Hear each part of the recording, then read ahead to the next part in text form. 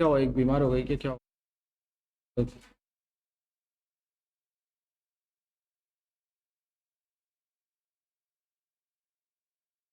कोई बात नहीं, कोई बात। कल छुट्टी थी ना तुम्हारी तो। Question number 12, right? रीड करते हैं फटाफट। Wage negotiations are going on with the recognized employees union and the management wants you as an executive of the company to formulate incentive scheme with a view to increase productivity. तो trade union के साथ company का क्या चल रहा है? Veg negotiation चल रहा है, पगार कितना देने का, राइट? और कंपनी ने हमको एग्जीक्यूटिव बना के रखा है, सामने कर दिया है कि आप इंसेंटिव स्कीम बनाओ कुछ, ताकि ये लोग क्या करें और प्रोडक्टिविटी बढ़ाएं, है ना, अच्छा काम करें। The case of three typical workers A, B, and C who produce respectively 180, 120, and 100 units of output in a normal day of 8 hours. Underline in a normal day of 8 hours. तो हमने 3 workers का sample उठाया हुआ है, mister A, B and सी। तो हमारे जो company में वर्कर्स है ना कहीं ए, बी और सी उनको रिप्रेजेंट कर रहे हैं। समझा ये बात? मतलब कि कुछ वर्कर्स ऐसे होंगे जो ए जैसे होंगे, काफ़ी वर्कर ऐसे होंगे जो बी जैसे होंगे, और कुछ लोग सी जैसे होंगे। तो ये लोग अपनी अपनी बिरादरी वालों को रिप्रेजेंट कर रहे हैं। समझ में आया आपको? और इनका हमने डेटा लेके रखा है। इन लोगों ने 180, 120 और 100 यूनिट बनाया है 8 घंटे में। कितने टाइम में? 8 घंटे में।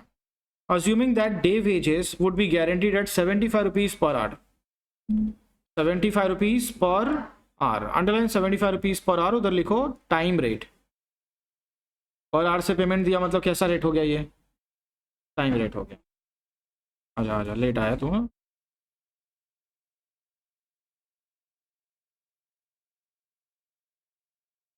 And the piece rate would be based on, piece rate मतलब पर यूनिट रेट ना। अंडरलाइन पीस रेट, उधर लिखो पर यूनिट, पर यूनिट रेट। तो हमारा पर यूनिट रेट क्या होगा?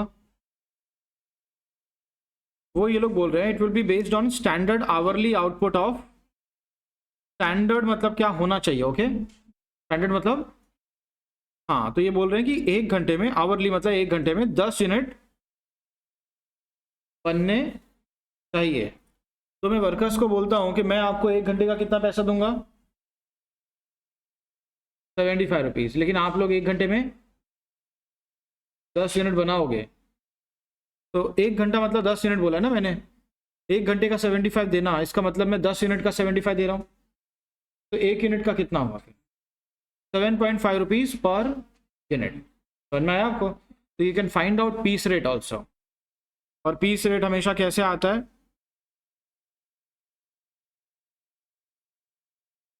अगर टाइम रेट से जाना है ना, तो आप लिखोगे टाइम रेट, जो कि आपका रेट पर यूनिट होगा। क्या हो गया? Rate per, sorry, rate per our.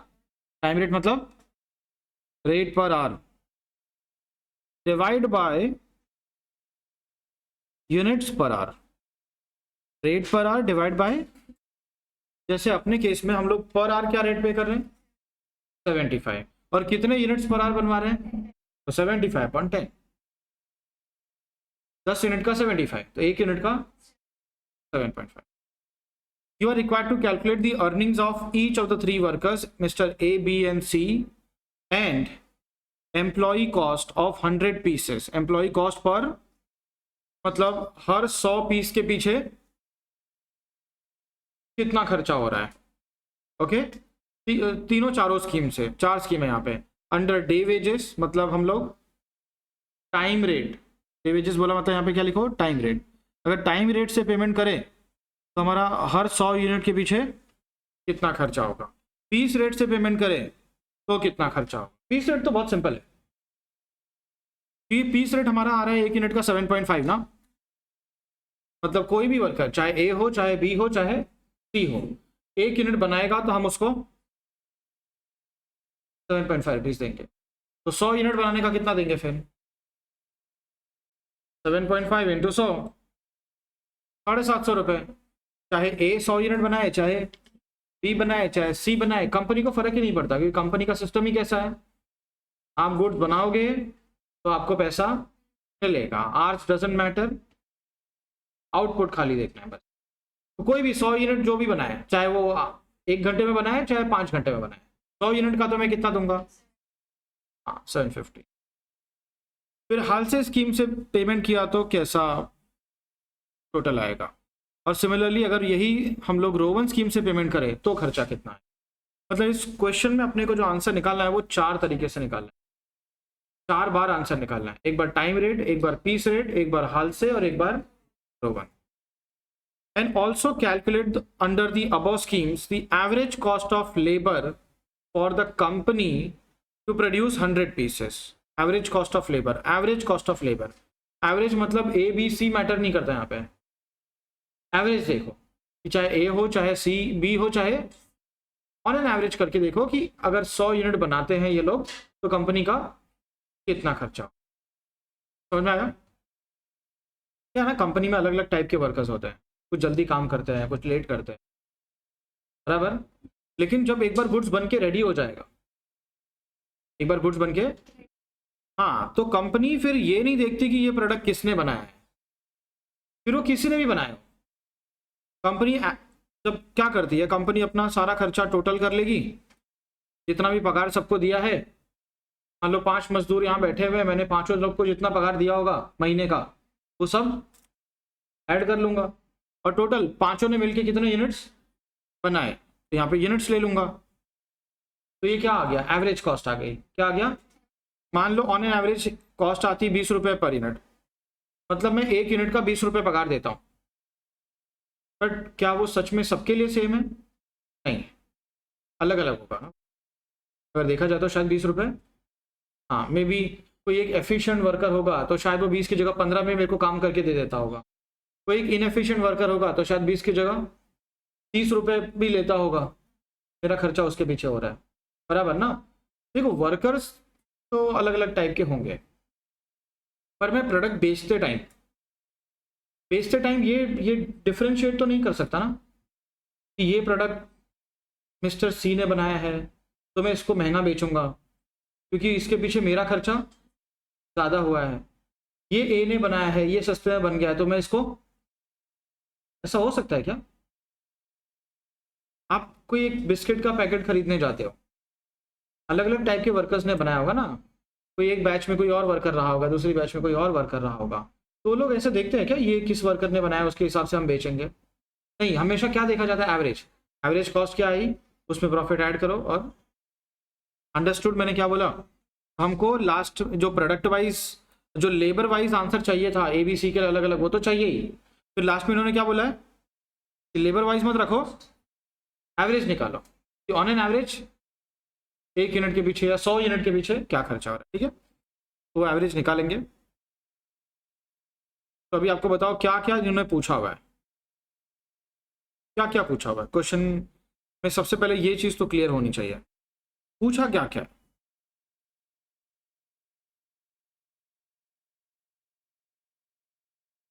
Yes, सबसे पहले देखो पूछा हुआ था कैलकुलेट अर्निंग्स ऑफ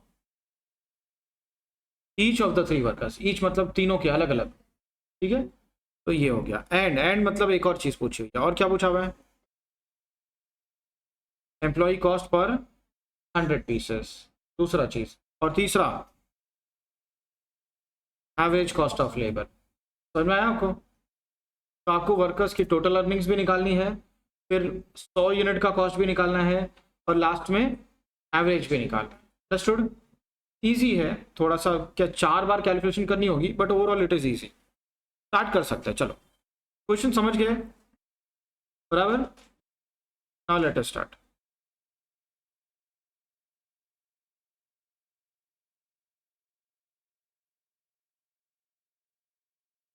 हेडिंग डाल दो रिक्वायर्ड पार्ट 1,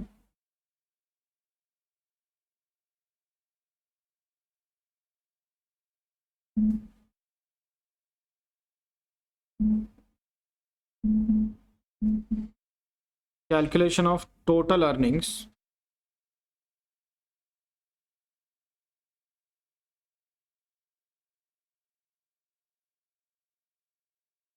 एंड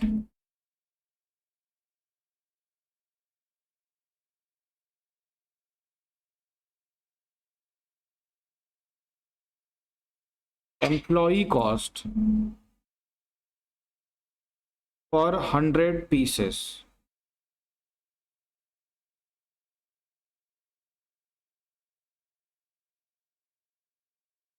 और ये आंसर अपने को कितने मेथड से लाना है? 4 मेथड से, है ना। तो सबसे पहले ये हम लोग सॉल्व करेंगे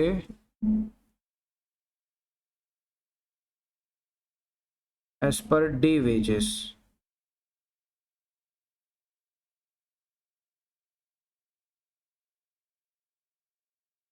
प्रेजेंटेशन कैसा है वो देख लो, उसके बाद तो अपना काम इजी है। सुनो, तो पहले वर्कर्स, वर्कर के नाम पे हमारे पास कौन कौन है?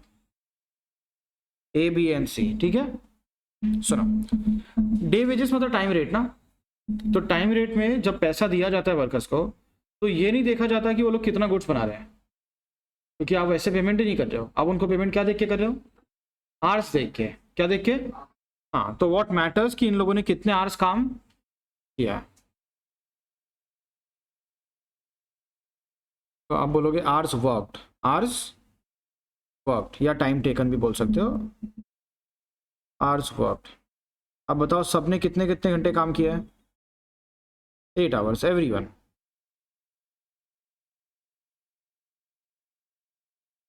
और टाइम रेट क्या है इनका?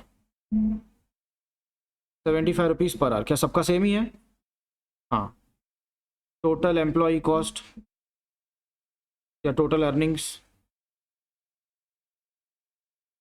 अब जब सबने 8-8 घंटे काम किया है तो सबकी कमाई भी सेम ही होगी।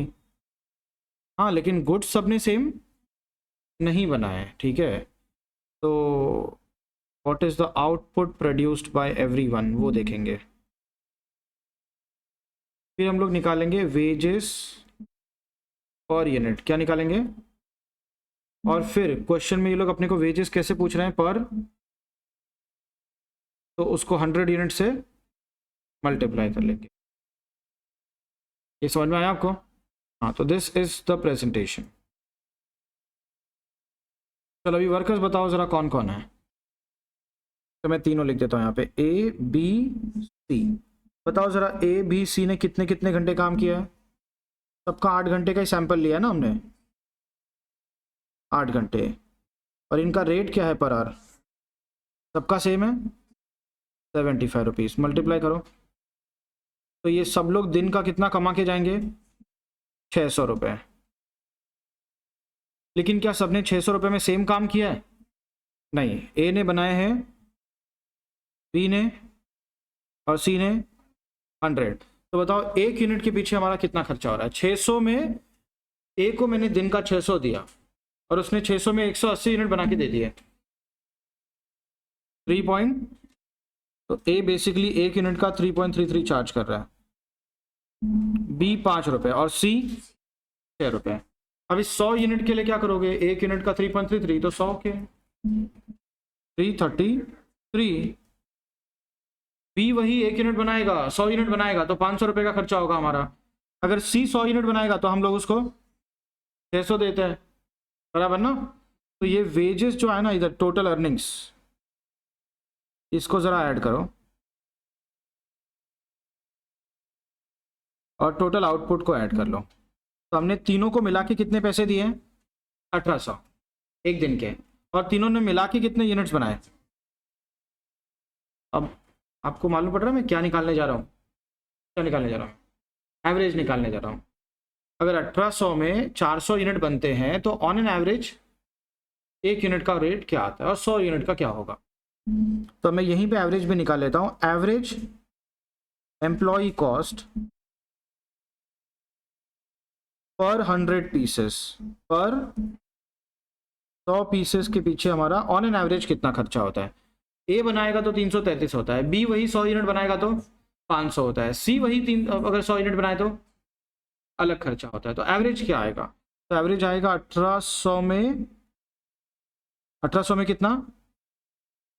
400, तो 100 यूनिट का कितना? 450।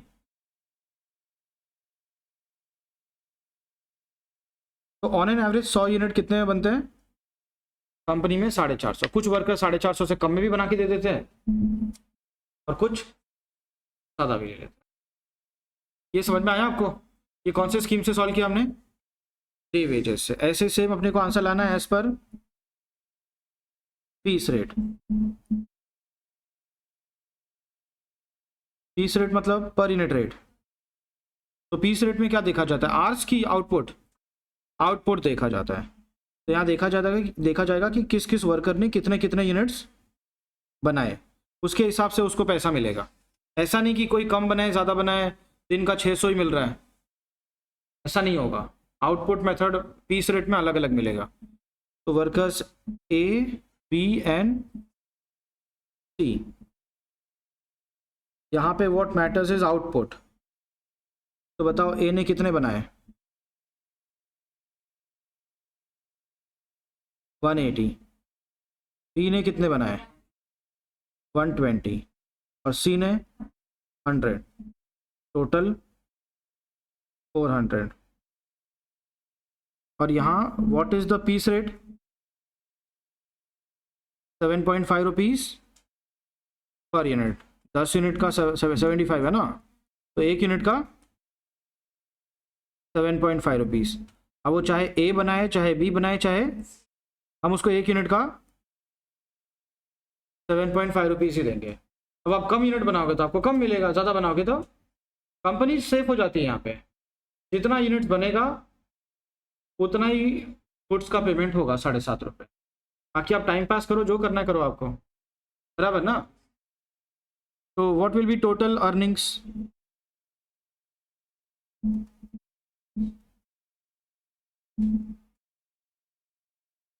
टोटल अर्निंग्स बताओ,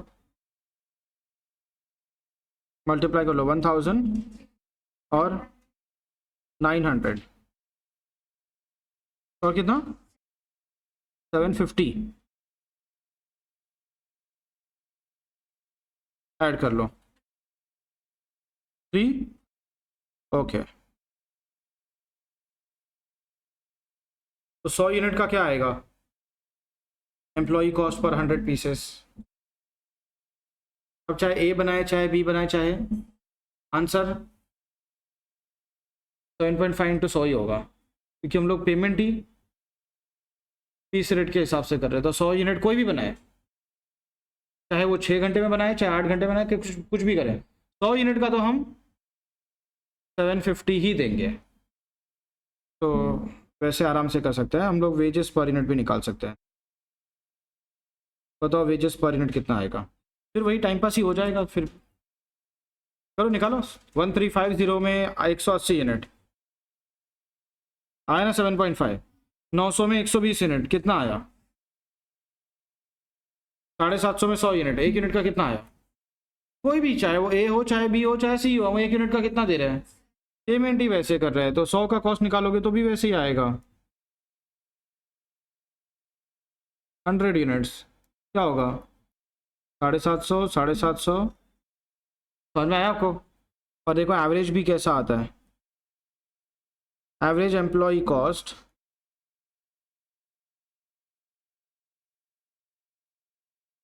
पर 100 पीसेस इक्वल टू 3000 में ये लोग कितना यूनिट्स बना रहे हैं? 400। तो 100 यूनिट का कितना? 750। तुमको ये समझ में आ रहा है कि बार बार 750 क्यों आ रहा है? 100 यूनिट का आंसर 750 क्यों आ रहा है? एम्प्लॉय वाइज भी 750 आ रहा है और एवरेज भी 70-50 आ रहा है। क्यों? बिकॉज हम हर एक इंसान को 100 यूनिट का 750 ही दे रहे हैं। एक यूनिट का 7.5, 100 यूनिट का। हाँ, आर्ट्स देखते ही नहीं हम लोग। एफिशिएंसी आपकी मैटर ही नहीं करती मुझे। आप जितना गुड्स बनाओगे, मैं किसी को भी कम ज़्यादा पैसे नहीं देने वाला हूँ। जो जितने यूनिट्स बनाएगा इनटू, तो सबका अर्निंग्स पर यूनिट में अगर देखा जाए, पर यूनिट में सेम ही रहेगा ना। यहाँ पर यूनिट में अलग अलग आ रहा था। एक को मैं एक यूनिट का 3.33 दे रहा था, एक को 5 दे रहा था, एक को 6 दे रहा था। यहाँ ऐसा नहीं होगा, इधर 7.5 7.5 होगा सबको। 100 बनाओगे तो 750। अब वो 100 यूनिट चाहे ए बनाए चाहे बी बनाए, चाहे वो एफिशिएंट हो, चाहे वो 1 दिन में काम करे, चाहे वो 5 दिन में करे। 100 यूनिट का एक वर्कर को मैं 750 से ज़्यादा नहीं दूंगा। This is what piece rate is. आप पीस रेट को समझो। जैसे मैंने पेंटिंग का काम दिया, फिक्स कर दिया मैंने, एक दीवार का 10,000 रुपये दूंगा। एक दीवार का, यहाँ पे मान लो 4 दीवारें हैं, कितना हो गया? 40,000, बराबर ना। अब वो चाहे आप 1 दिन में करो, चाहे आप महीना भर लगाओ, मैं आपको एक दीवार का ऑन एन एवरेज 10 ही दूंगा, आंसर वही आएगा, 10,000 ही आएगा। समझा आपको? तो पीस रेट में पर यूनिट वेजेस हर किसी का सेम होता है, चाहे वो एफिशिएंट हो, चाहे तो कंपनी का ये जो झंझट था कि लोग इनएफिशिएंट है वो खत्म। आप काम नहीं करोगे तो आपका नुकसान है, नहीं गुड्स बनाओगे तो आपकी काउंटिंग में उतने गुड्स नहीं आएंगे, आपका पगार कम आएगा। ठीक है, मत बनाओ, हमको क्या है, हम कौन सा आपको फिक्स पेमेंट कर रहे हैं, जितना बनाओगे उतना देंगे। समझा? इसमें कंपनी सेफ हो जाती है। 750 मतलब बस, चाहे वो आप कैसे भी करो। समझा? लेकिन कंपनी इसमें बचा नहीं सकती कुछ, क्योंकि अगर वर्कर एफिशिएंट है तो पूरा पैसा उसको मिलेगा। टाइम रेट में कैसा था, अगर वर्कर एफिशिएंट है तो कंपनी को फायदा हो जाता है, पर पीस रेट में वर्कर एफिशिएंट होगा तो वर्कर को मिलेगा, और वर्कर इनएफिशिएंट होगा तो नुकसान भी किसका है। और टाइम रेट में वर्कर एफिशिएंट रहा तो किसका फायदा? कंपनी का फायदा, क्योंकि हम तो उसको फिक्स ही देने वाले हैं, हम तो उसको दिन का 600 ही देंगे, तो ज़्यादा गुड्स बना देगा तो हमारा फायदा हो जाएगा। लेकिन उसमें नुकसान भी अगर वो होगा, अगर वर्कर अच्छे से काम नहीं करता है तो नुकसान भी किसका है? कंपनी का ही है। तो टाइम रेट में सारा नुकसान या फायदा कंपनी का है, पीस रेट में सारा का सारा जो गेम है पलट जाता है वो एम्प्लॉय का। आप अच्छा करोगे तो फायदा भी आपका, कम करोगे तो नुकसान भी आपका। अंडरस्टूड?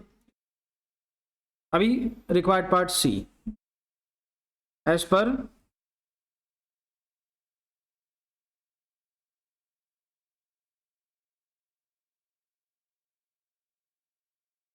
जब भी हेल्थ से स्कीम से जाते हैं ना, हमको कुछ वर्किंग करनी होती है पहले, याद है कुछ? क्या वर्किंग होती है?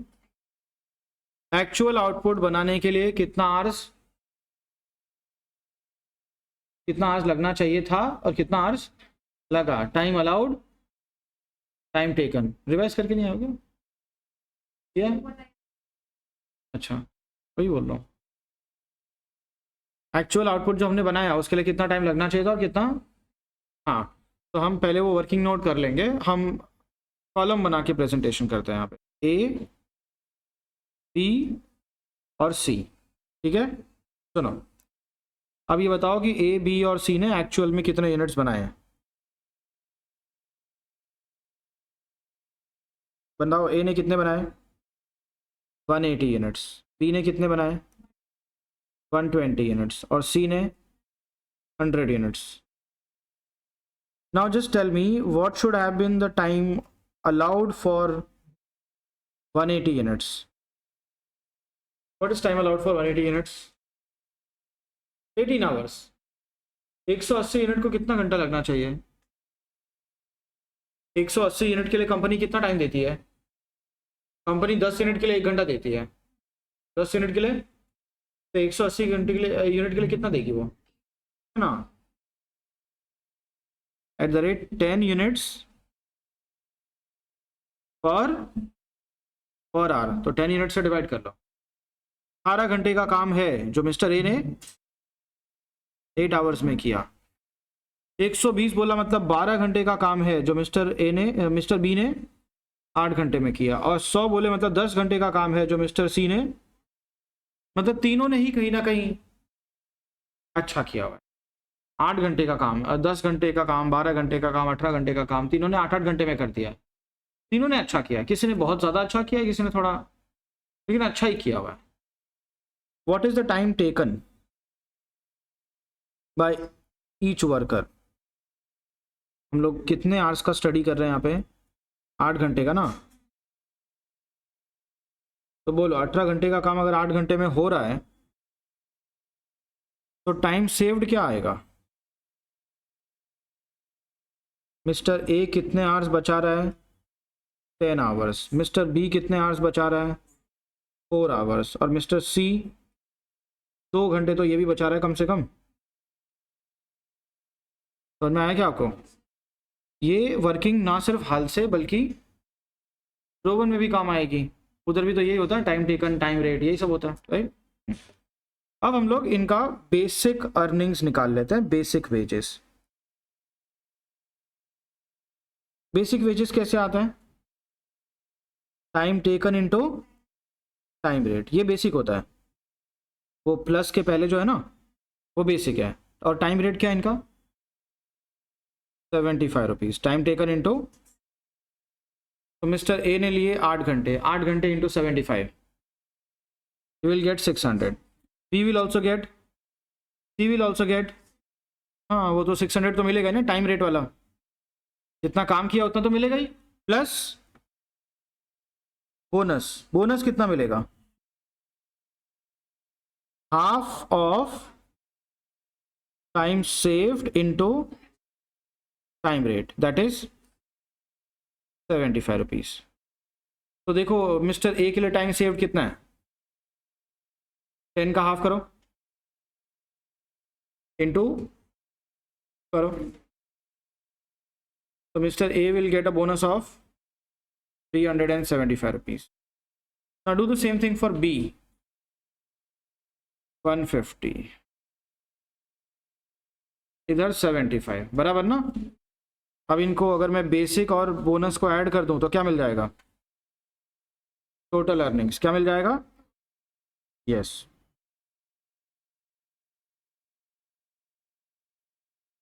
बताओ कितना आएगा? तो A will get 975 as per हाल से, B will get 750 and C will get 675। समझ में आया आपको ये? अब इनकी पर यूनिट कॉस्ट निकाल दो, वेजेस पर यूनिट। ये जो हम लोग 975 रुपीज़ दे रहे हैं ना ए को एक दिन का, उसमें वो कितना यूनिट बना रहा है? 180, डिवाइड करो 4167, 4167 ना। हाँ, 750 डिवाइड बाय 120। और इसमें तो टेंशन ही नहीं है क्योंकि इसने बराबर 100 यूनिट बनाए, तो डिवाइड करना इजी हो जाता है, राइट। ये तो पर यूनिट हो गया। Now what will be the wages पर 100 पीसेस? अगर एक यूनिट का हम लोग ऑन एन एवरेज इतना दे रहे हैं तो 100 यूनिट का कितना हो जाएगा? 541.67, 625, 675। समझ में आया आपको? हमने ये काम यहाँ पे भी कर दिया। अभी अपने को ढूंढना पड़ेगा what? Average employee cost per pieces. कैसे आएगा बताओ? टोटल जो अर्निंग्स आया था ना तीनों का, ये ऐड करना होगा ना अपने को। तो हम लोग यहाँ पे क्या बोलेंगे? 975 हम लोग ए को दे रहे हैं, प्लस 750 रुपीज़ हम लोग बी को दे रहे हैं, प्लस 675 हम लोग सी को दे रहे हैं। तो सबके तीनों के मिला के कितने रुपए हो गए? 2000 डिवाइड बाय तीनों ने मिलके कितने यूनिट्स बनाए? 400 यूनिट। तो अगर ये 400 यूनिट का खर्चा है तो ऑन एन एवरेज 100 यूनिट का खर्चा कितना? 600 रुपये। अंडरस्टूड? पक्का? अभी आपको यही सेम काम करना होगा। कैसे? एज पर रोवन में आपको ये यहाँ तक वर्किंग नोट करने की ज़रूरत ये दिया हुआ है, तो आप सीधा शुरू ही कैसे करोगे रोवन में? बेसिक वेजेस तो सेम ही आता है, उधर भी यही फॉर्मूला है, time taken into time rate. तो 600 600 600 लिखोगे, फिर लिखोगे प्लस बोनस। तो बोनस अलग आता है, बोनस में क्या लिखोगे? Time taken upon time allowed. याद नहीं आ रहा ना? मतलब रिवाइज नहीं किया है।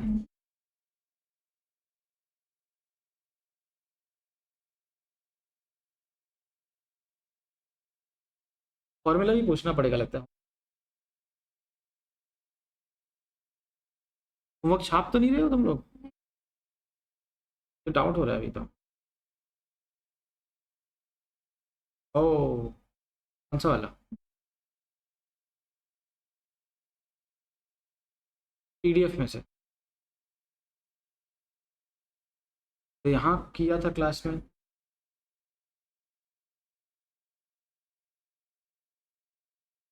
मेरा डाउट समझ में आया तुमको क्या है? सम सॉल्व करने के बाद फॉर्मूला तो याद हो ही जाना चाहिए। फॉर्मूला याद नहीं है तो फिर मुझे सम सॉल्व करने में डाउट हो रहा है कि सम हमने खुद से सॉल्व किए थे या।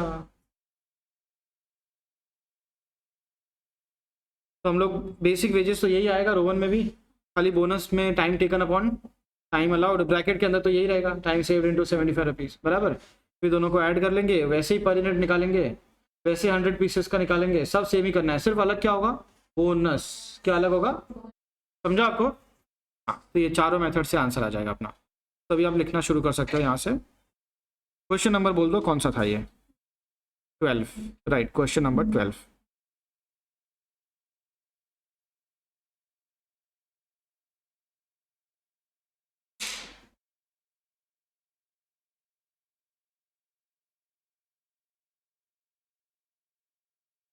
तो ये एज पर रोवन अपना आंसर वेरीफाई कर सकते हो।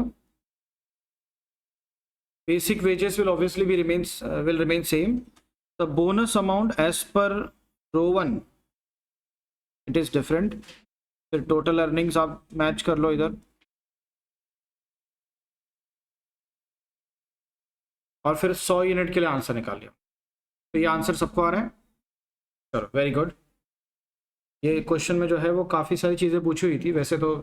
अर्निंग्स पूछा हुआ था और 100 यूनिट का भाव पूछा हुआ था, राइट, और एवरेज भी करने को बोला था इन्होंने, बट थोड़ा सा लेंदी बना दिया इन्होंने क्योंकि चार मेथड से आंसर, राइट।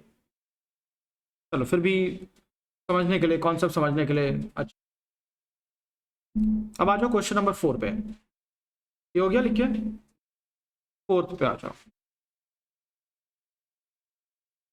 4 और 5 बचे हैं ना अपने? हाँ, तो 4 खत्म कर लेते हैं पहले।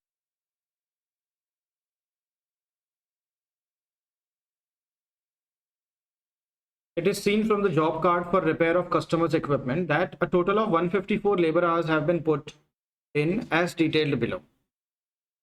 तो कोई कस्टमर का इक्विपमेंट रिपेयर करने के लिए आया, इसलिए आया कस्टमर इक्विपमेंट रिपेयर करने के लिए आया, बराबर। और हमने उसका एक कार्ड बनाया। कार्ड मतलब ये काम के लिए कितने कितने मजदूर लगे हैं, कितने घंटे, वो हमने बनाया। और पता चला कि 154 घंटे 154 लेबर आवर्स लग चुके हैं इसके ऊपर। कैसे? वर्कर ए, बी और सी, 3 लोगों ने मिलके काम किया है पूरे हफ्ते। वर्कर ए को हम दिन का 200 रुपये देते हैं पर डे, 8 घंटे का। 1 घंटे का क्या हुआ फिर? करो, 25 रुपीज़। वर्कर बी को हम लोग 8 घंटे का 100 रुपया देते हैं, कितना हुआ 1 घंटे का? वर्कर सी को हम लोग 300 रुपये देते हैं 8 घंटे का, 37.5, राइट। हाँ, इन लोगों ने कितना कितना घंटा काम किया देखो। वर्कर ए ने टोटल मंडे से लेकर सैटरडे तक मिला के 49 आवर्स काम किया है, बी ने 48 आवर्स काम किया है और सी ने 57 आवर्स काम किया है। अब आप इसको तीनों को ऐड करो,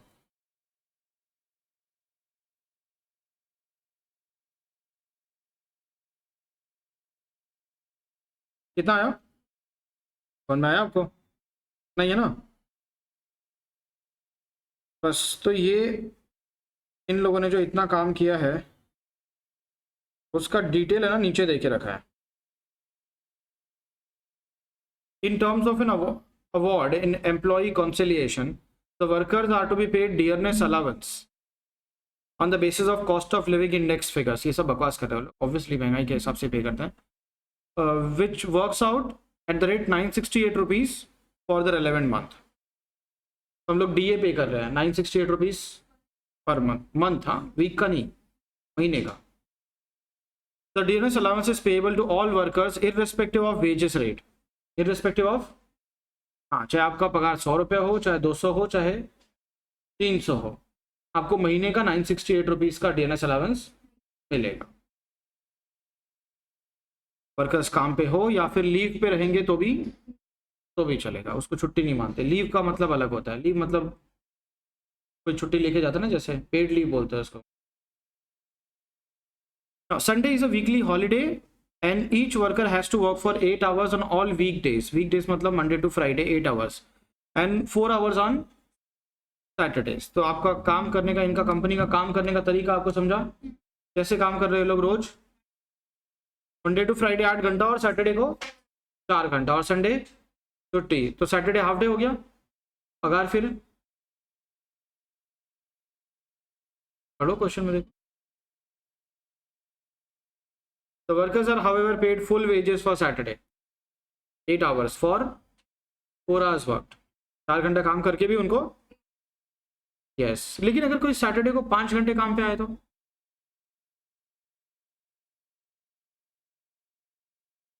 अगर कोई सैटरडे को 6 घंटे काम पे आया तो देखो, अगर कोई 4 घंटे काम पे आता है हाफ, तो भी हम उसका पैसा नहीं काटते, हम पूरा ही देते हैं।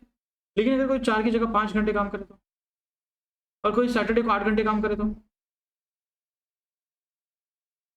देखते हैं। अभी तो ऐसा कुछ बोला नहीं है, ओवर टाइम के भी रूल्स हैं अपने, देखते हैं इनके क्या रूल्स हैं। अभी जो नेक्स्ट पैराग्राफ आ रहा है उसको important mark. Over time is paid twice of the ordinary wage rate.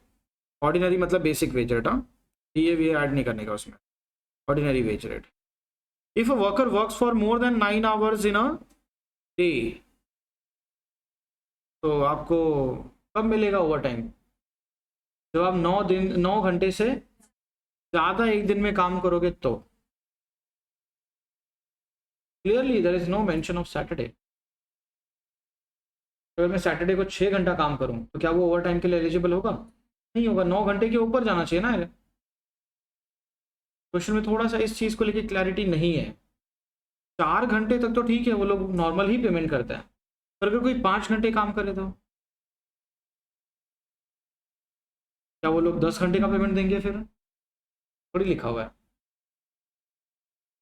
और ओवर टाइम का एक और कंडीशन है, 48 आवर्स इन अ वीक। तो आपको ओवर टाइम कब मिलेगा? या तो आप 9 घंटे से ज्यादा दिन में काम करो, या फिर वीक में, और का मतलब दोनों में से एक ना। मतलब अगर क्या दोनों ही कंडीशन सेटिस्फाई होना जरूरी है ओवर टाइम के लिए? एंड बोला होता तो दोनों कंडीशन, और बोला मतलब और आइदर और, दोनों में से एक भी कंडीशन सेटिस्फाई होगा तो बोनस। मान लो मंडे के दिन मैं आके 15 घंटे काम करता हूँ ऑफिस में सुबह से रात तक, और ट्यूसडे को मैं गांव चला जाता हूँ, इसलिए सब काम निपटाया मंडे को, तो क्या इस हफ्ते का मुझे ओवर टाइम मिलेगा? Will I be eligible for any over time payment? मेरे 48 घंटे तो हुए ही नहीं, पर दिन के 9 घंटे तो हो गए ना मंडे के। तो भले वीक का आप 48 क्रॉस नहीं कर रहे हो, पर एक दिन का तो 9 से ज़्यादा हुआ। तो मंडे के दिन आपका 9 घंटे का तो नॉर्मल पेमेंट मिलेगा, और 6 घंटे का आपको ओवर टाइम मिलेगा। That clear? ये है कंडीशन। और अगर मैं रोज 9 घंटे काम करूं, 9 कितने हो गए 5 दिन में? 54। Very good. क्या बात कर रहे हो, अभी तो 5 ही दिन हुए। मैं तो 5 ही दिन की बात कर रहा हूँ, और 6वां दिन सैटरडे है। ऐसा लिखा है कि सैटरडे का हम ओवर टाइम नहीं देंगे, कोई डे का मेंशन है? In a day, that's it. Saturday is also a day, Sunday भी दिन होता है। 45 हो गया ना। अगर मान लो मैं सैटरडे को आके 5 घंटे काम करता हूँ, तो क्या सैटरडे को मुझे ओवर टाइम मिलेगा?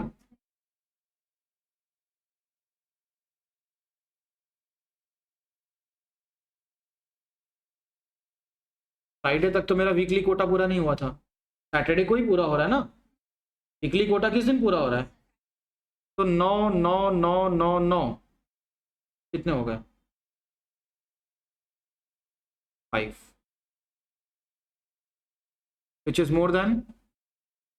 तब सैटरडे के दिन अगर देखा जाए तो मेरा वीकली कोटा पूरा होके 2 घंटा और हो चुका है। तो मुझे सैटरडे के जो 5 घंटे हैं उसमें 3 घंटे नॉर्मल पेमेंट मिलेगा, और 2 घंटे का ओवर टाइम मिलना चाहिए, है ना। कंडीशन समझ में आ रही है आपको क्या है? वेरी गुड, चलो आगे रीड करते हैं।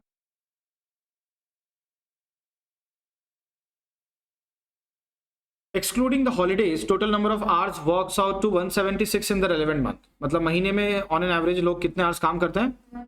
176। ये क्यों दिया हुआ है? ताकि ये जो डीएनएस अलाउंस है ना 968 रुपीज फॉर द मंथ, उसको हम लोग पर आवर में कन्वर्ट कर सके और बेसिक वेजेस के साथ उसको भी। अरे समझ में आया क्या तुमको? क्योंकि जब मैं वर्कर को पेमेंट दूंगा तो मुझे बेसिक भी देना है, और तो एक हफ्ते का बेसिक तो ठीक है मिल गया मुझे, एक हफ्ते का डीएनएस अलाउंस कितना होगा क्या आपको? तो हम क्या करेंगे, उसको पर आवर में कन्वर्ट कर लेंगे। 968 रुपीज हम एक महीने का पेमेंट करते हैं डीएनएस अलाउंस का, और एक महीने में worker on an average 176 hours काम करता है। मतलब एक घंटे का डीए कितना है?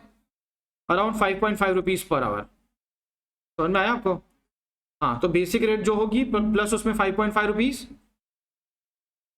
डीए भी आप ऐड कर सकते जब नॉर्मल के लिए, बराबर ना। ओवर टाइम में तो फिर आपको बेसिक का डबल मिलेगा। ओवर ऑर्डिनरी लिखा हुआ उसमें, ऑर्डिनरी, समझ गए? चलो अभी क्या पूछ रहा है देखो। The company's contribution to PF and ESI is taken into absorbed into overheads, मतलब इनडायरेक्ट खर्चे। ओवरहेड्स मतलब ये बोल रहे हैं कि जो पीएफ और ईएसआई का पेमेंट आएगा ना, उसको कहाँ लेके जाना है? इनडायरेक्ट खर्चे में। उसको वेजेस में ऐड नहीं करना है। नहीं करना है मतलब आपको इस क्वेश्चन में पीएफ और ईएसआई का टेंशन लेने की ज़रूरत, अगर वो होगा भी तो वो कहाँ चला जाएगा? ओवरहेड्स में चला जाएगा। आप ये मत सोचो सर पीएफ होगा तो, सर ईएसआई भी दिया होता तो कहाँ जाता। बोलने की भी ज़रूरत नहीं है इनको, क्योंकि क्वेश्चन में पीएफ और ईएसआई का डिटेल, तो हम तो पीएफ और ईएसआई का सोच भी नहीं रहे थे, तो क्यों बात कर रहे हैं लोग? टाइम पास, काट दो इसको। Calculate the wages payable to each worker. कितने लोग हैं? 3 लोग, तो तीनों को मुझे वेजेस देना है। किसी को ओवर टाइम का पैसा मिलेगा, किसी को नहीं मिलेगा। तो मुझे क्या करना पड़ेगा? सबके अलग से हिसाब करने पड़ेंगे कि मिस्टर ए को कितने घंटे का नॉर्मल पेमेंट दे, कितना ओवर टाइम दे। जा कैलकुलेट करके बताओ, मिस्टर ए के लिए कैलकुलेट करके बताओ पूरे वीक का। डेली के हिसाब से जाना, हर दिन के हिसाब से डेली वर्किंग करोगे तो आंसर बराबर आएगा। तो आप मुझे डेली का हिसाब लगा के फिर बताओ कि हफ्ते का कितना over time hours mister A का निकलता है।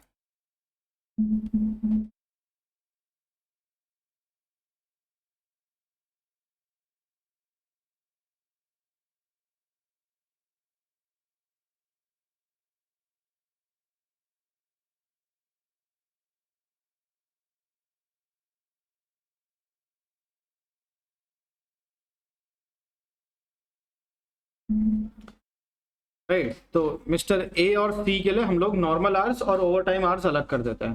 बी के लिए ऐसी कोई ज़रूरत ही नहीं पड़ती, क्योंकि बी का आप देख सकते हो रोज 8-8 घंटे ही रोज, टाइम से आना टाइम से जाना ना। तो एकदम पूरा डिसिप्लिन फैमिली मैन है, मान लो टाइम से आएगा टाइम से जाएगा, फिर फैमिली का टाइम स्पेंड।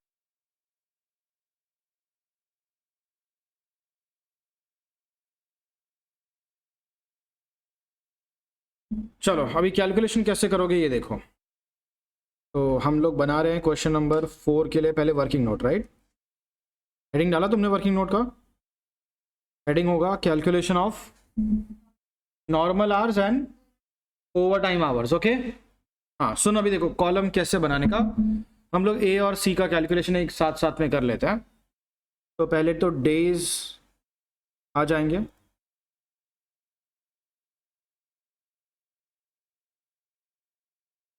फिर उसके बाद मिस्टर ए के लिए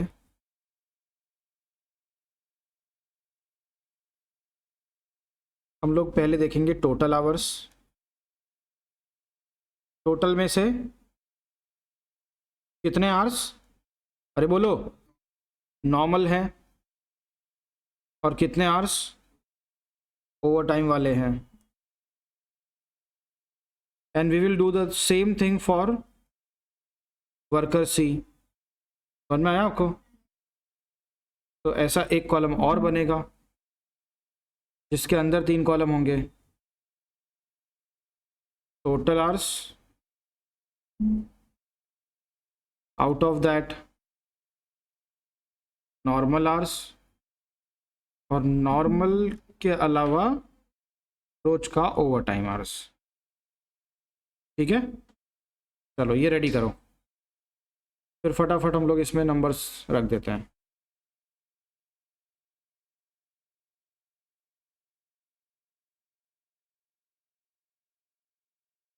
और डेज में तो आप लिख भी दो, मंडे से लेके सैटरडे, और उसके बाद टोटल। तो Monday, Tuesday, Wednesday, Thursday, Friday, Saturday and total.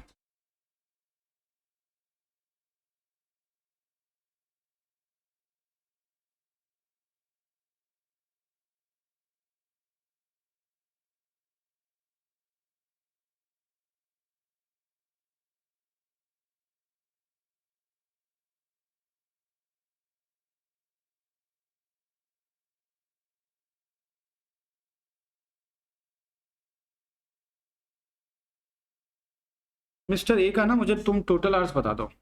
10.5, फिर 8, अगेन 10.5, 9.5, फिर से 10.5। और नॉर्मल कब तक माना जाएगा?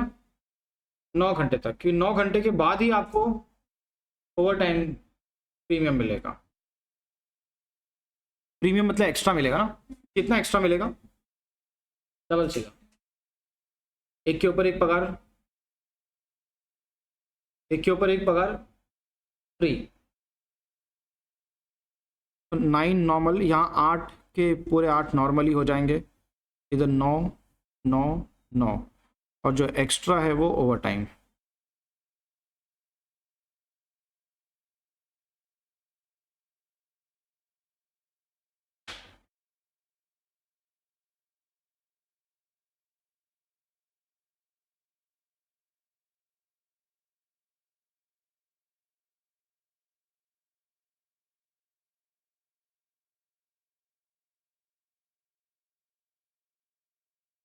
चलो फटाफट ऐड करो। टोटल 49, नॉर्मल 44, और ओवर टाइम 5। और I think Monday to Friday Mister B, Mister C है actually, not B, Mister C. Monday to Friday तो एकदम पूरा कॉपी पेस्ट दिख रहा है मुझे उसका, देखो। शायद ये लोग साथ में आते जाते रहेंगे, है ना, एकदम उतना ही काम कर रहे हैं, खाली सैटरडे का डिफरेंस। सैटरडे को भी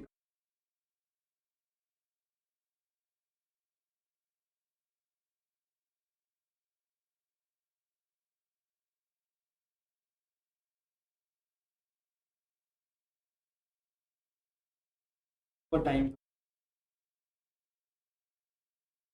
कैसे कैसे।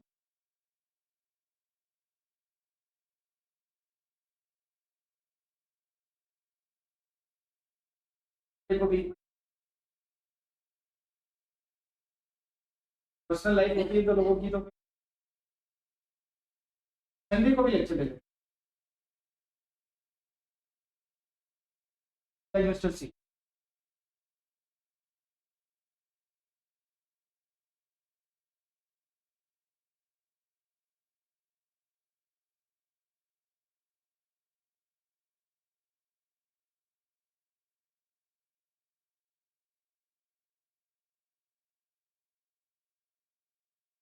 तो मिस्टर सी के लिए सब कुछ ए जैसा छाप दो, सैटरडे को छोड़ के, ठीक है।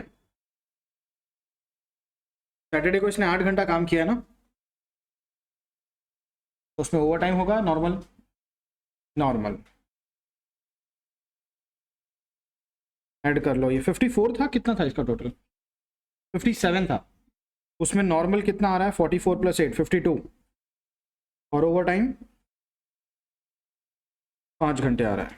अब हम लोग निकाल लेते हैं टोटल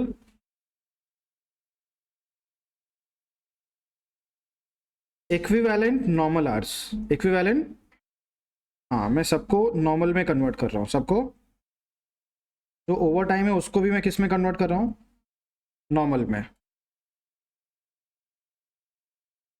तो मिस्टर ए के लिए बात करते हैं। मिस्टर ए ने टोटल कितने आवर्स नॉर्मल काम किया है, 44 आवर्स। और कितना ओवर टाइम, वो 5 आवर ओवर टाइम का जो होता है वो 2 गुना हो जाता है ना फिर तो, मतलब 5 घंटा over time is like 10 hours of normal working. तो एक तरह से इसने नॉर्मल अगर देखा जाए तो 54 आवर्स काम किया है। ये समझ में आया आपको, पक्का क्लियर है एकदम। मिस्टर सी के लिए बताओ फिर क्या लिखूँ मैं, 52 आवर्स नॉर्मल प्लस जो ओवर टाइम का 5 घंटा ना उसको भी नॉर्मल में कन्वर्ट कर देता है। 5 घंटा ओवर टाइम मतलब 10 घंटा नॉर्मल है ना, तो 62 आवर्स हो जाएगा। और बी के लिए कोई वर्किंग नोट करने की ज़रूरत ही नहीं है। तो ये हमारा वर्किंग नोट था, हो गया। अब हम लोग जो पूछा है वो आंसर निकाल सकते हैं। क्या पूछा इन्होंने, हेडिंग डाल दो, स्टेटमेंट शोइंग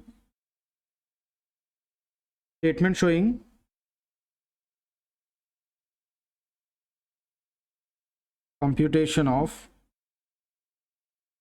wages payable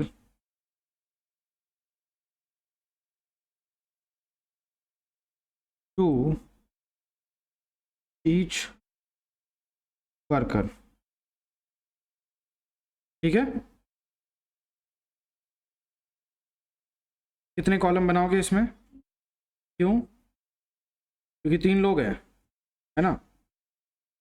आप आंसर किसका निकाल रहे हो, वर्कर का आंसर निकालो ना, वर्कर का पेमेंट ना। तो कॉलम कितने बनाओगे, जितने, हाँ, क्योंकि क्या होता है कि कभी कभी हमको सॉल्व करने में कन्फ्यूजन होती है कि सर हम फॉर्मेट क्या रखें, कितने कॉलम बनाएं, ये क्लिक नहीं होता। और ये इसीलिए नहीं हो रहा क्योंकि आप ये सोच नहीं रहे हो कि आप कर क्या रहे हो। हम क्या कर रहे हैं यहाँ पे, वेजेस निकाल रहे हैं। किसके लिए वेजेस निकाल रहे हैं, वर्कर्स के लिए। कितने वर्कर्स हैं, 3 कॉलम बनाओ, समझा आपको। आप प्रोडक्ट की कॉस्ट निकालना चाहते हो, फॉर एग्जांपल आप प्रोडक्ट्स की कॉस्ट निकाल, आप कितने टाइप के प्रोडक्ट्स बनाते हो, मान लो 2 टाइप के प्रोडक्ट्स, तो 2 कॉलम बनाओ, राइट। ऊपर वाला ये लिखा था तुमने इक्विवेलेंट वाला, लिख दो उधर ही वो वर्किंग नोट के नीचे, 2 लाइन में ये हो जाएगा, 2-3 लाइन में।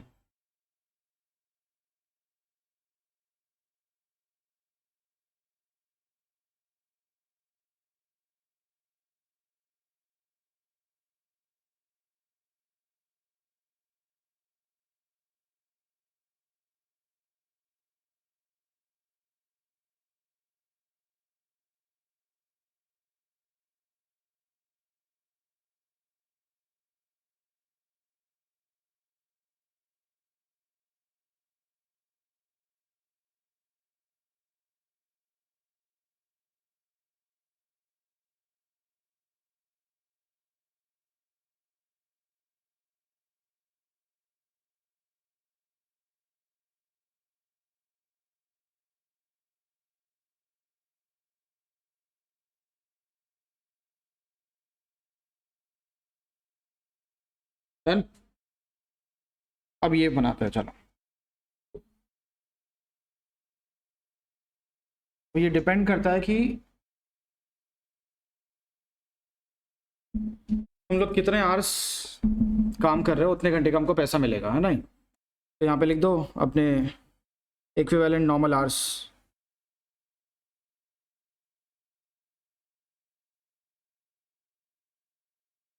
वर्कड।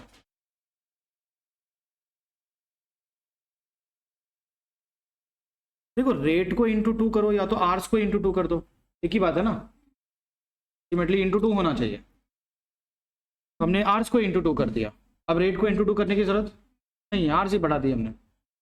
बताओ ज़रा, ए ने टोटल कितने आवर्स काम किया है, 54। बी ने कितने आवर्स काम किया है, 48।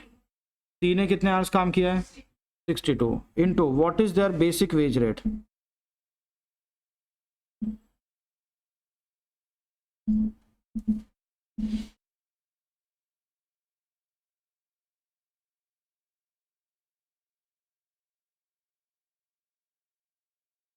₹25 पर आवर, हाँ 12.5, 37.5।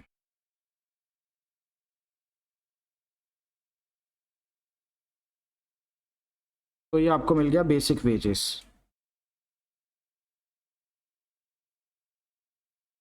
बेसिक वेजेस मल्टीप्लाई करके बता दो कितना हो रहा है।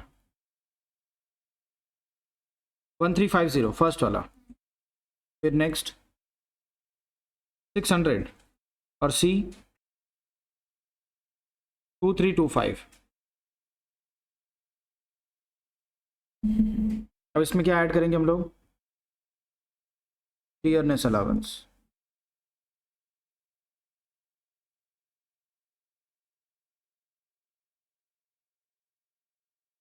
Eight the rate 5.5 rupees per hour. और ये कैसे आया है नीचे बता दे रहा हूँ मैं, 968 rupees divide by 176 hours, 54 into 5.5 कर लो।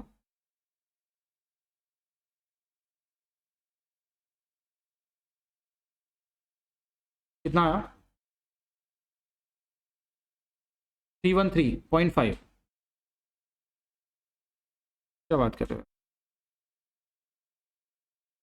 296, 297, 48 इंटू 5.5, 264, और 62 इंटू 3, 42, 41 पॉइंट, बराबर एकदम पॉइंट। ओके, ये आ गया टोटल वेजेस।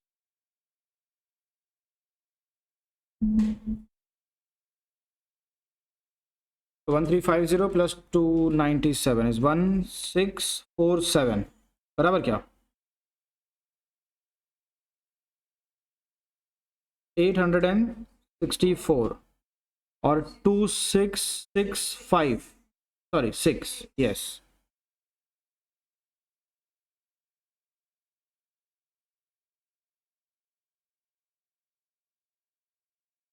समझ में आया, this was as per the institute, ये उनका सोल्यूशन है। मेरे हिसाब से इन्होंने सी के साथ गलत किया, गलत किया कि उसके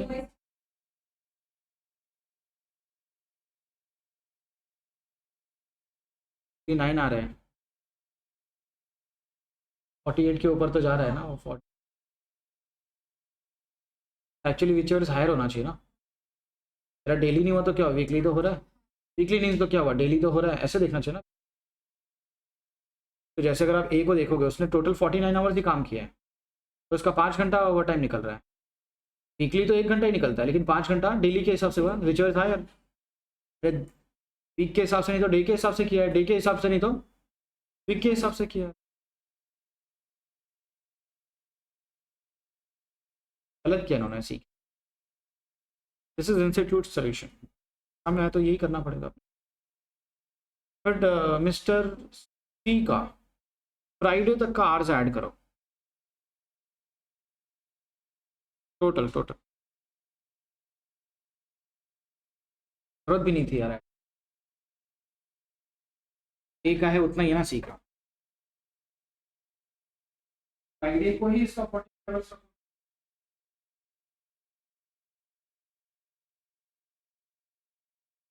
एक दिन 1 घंटा ओवर टाइम होगा।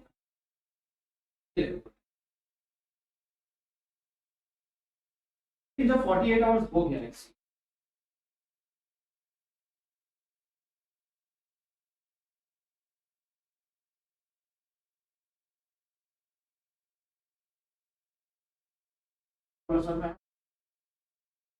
वीक का 48 आवर्स होने के बाद अगर मैं सैटरडे को, फ्राइडे को ही 48 हम लोग एक्सीड कर चुके हैं, अगर मैं सैटरडे को 1 घंटा भी आके काम कर दूं तो आपको नहीं लगता मेरा वीकली 48 के ऊपर चल रहा हूं मैं, सैटरडे का तो ओवर टाइम होना चाहिए वो।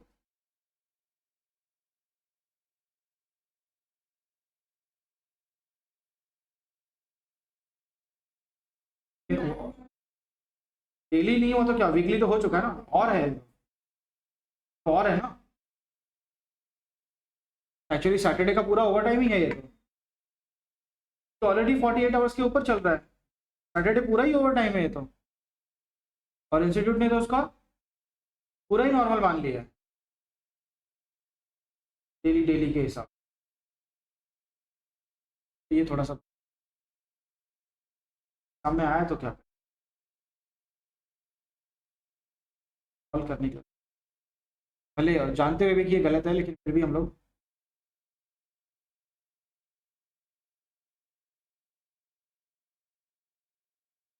रियल लाइफ में तो ऑब्वियसली वर्कर थोड़ी मानेगा, रियल लाइफ में वर्कर थोड़ी मानेगा, वो तो गिन रहा होगा ना, मेरा 48 आवर्स हो चुका है, आज सैटरडे को जाना था मेरा, ये गलत कैलकुलेशन करेगा। तो काम कर रहा है उसको तो हिसाब होता है ना कि मैंने कितने घंटे काम कर लिए, करना है तो, अपने को मालूम है कि ये गलत है लेकिन फिर भी हम लोग करना पड़ेगा, तो करते हैं ना, पैसों के लिए गलत काम कर।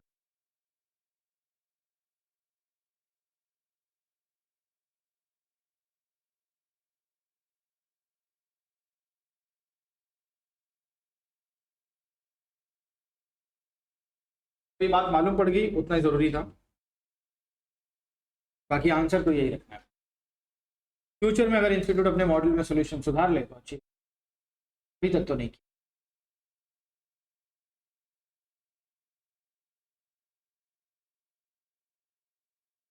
शुरू में कुछ स्पेस छोड़ा था तुमने, कुछ बचा है क्या उधर? आधा साइड तो बचा होगा, मैंने बोला था आधे में लिख लेना तुम लोग आंसर, पूरा ही बचा हुआ है, आधा तो बचा होना चाहिए, पूरा बचा हो या नहीं आधा, एक साइड तो मैंने छुड़वाई थी, छोड़ा क्या तुमने एक साइड मेरे लेक्चर में, तो कैसे छोड़ दिया? तो वीडियो देखा तो जो आधा साइड बचा हुआ ना उसमें उधर आ जाओ, और वहां तुम हेडिंग डालोगे आके causes and treatment of over time, causes and treatment of over time premium बोलना, ओवर टाइम क्यों करना पड़ता है, और अगर हम लोग ओवर टाइम का पेमेंट कर रहे हैं तो उसको बुक्स ऑफ अकाउंट्स में हम कैसे ट्रीट करेंगे, कहाँ रिकॉर्ड करेंगे, क्या उसको वेजेस में डालेंगे या उसको ओवरहेड्स में लिखेंगे, कहाँ लिखेंगे, समझा आपको?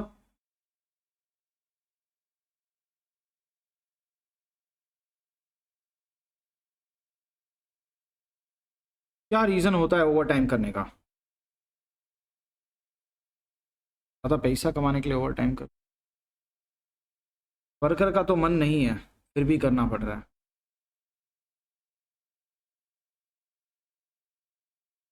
क्यों प्रेशर डाल रहे हो लोग, टारगेट रीच करने के लिए रोज, कभी कभार होना चाहिए, महीने के एंड में तो क्वार्टरली, या तो कोई बड़ा ऑर्डर आ गया तो होना चाहिए है ना, फेस्टिवल सीजन है मान लो तो ठीक है तो चलता है, कभी कभार हो जाएगा, तो ये एक रीज़न होता है। और दूसरा रीज़न जैसे सीए फॉर्म्स हैं, आर्टिकलशिप पे जाते हैं ना, तो जनरली वो लोग ओवर टाइम करवाते हैं, मतलब रोज़ ही वो लोग 6-8 घंटा बोल के 10-12 घंटे काम करवाते हैं, 10 घंटा तो कहीं नहीं गया, क्यों करते हैं ऐसा, रोज़ ओवर टाइम क्यों?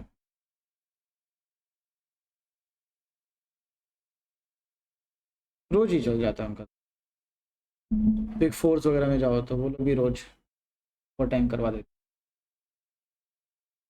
क्यों रोज़ क्यों भाई, कभी कभार तो समझता है, रोज़ का है क्या? अरे वर्कलोड रोज़ ही ज़्यादा है तुम्हारा,